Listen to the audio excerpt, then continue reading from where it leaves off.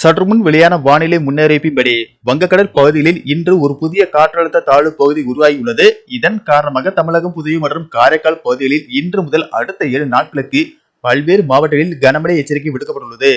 இதில் எந்தெந்த மாவட்டங்கள் என்பதை பற்றியும், மேலும் பள்ளி கல்லூரிகளுக்கு விடுமுறை போன்ற முக்கியமான அறிவிப்புகள் வெளியாகியுள்ளன.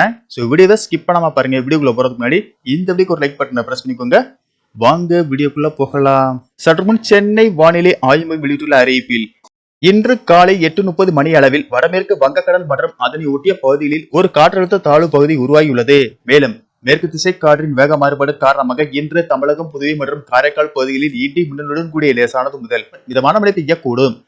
பலத்த தரைக்காற்று மணிக்கு 40 முதல் 50 கிலோமீட்டர் வேகத்தில் வீசக்கூடும். கோயம்புத்தூர், நீலகிரி மாவட்டங்களில் கனமழை முதல் மிக கனமழையும், திருநெல்வேலி, கன்னியாகுமரி, தேனி மற்றும் தென்காசி மாவட்டங்களில் கனமழை பெய்ய வாய்ப்புள்ளது. இது தவிர புதுக்கோட்டை, தஞ்சாவூர், திருவாரூர், நாகப்பட்டினம், வேலூர், ராணிப்பேட்டை, திருவள்ளூர், காஞ்சிபுரம், சேலம், திண்டுக்கல், திருப்பூர், பெரம்பலூர் ஆகிய மாவட்டங்களில் மிதமான மழை பெய்யக்கூடும்.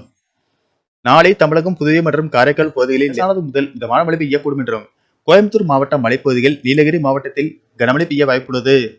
28ஆம் தேதி தமிழகம், புதுவை மற்றும் காரைக்கால் பகுதிகளில் லேசானது முதல் மிதமான மழை பெய்யக்கூடும். கோயம்புத்தூர் மற்றும் நீலகிரி மாவட்டத்தில் கனமழை பெய்ய வாய்ப்புள்ளது.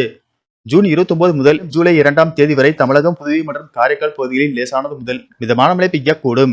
சென்னை மற்றும் புறநகர் பகுதிகளை பொறுத்தவரை இன்றும் நாளையும் வானம் ஓரளவு மேகமூட்டத்துடன் காணப்படும் என்றும், நகரின் ஒரு சில பகுதிகளில் இடி மின்னலுடன் கூடிய லேசானது முதல் மிதமான மழை பெய்யக்கூடும்.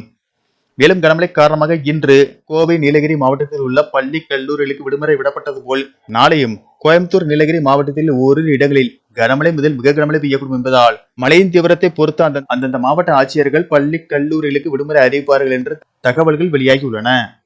நன்றி, வணக்கம்.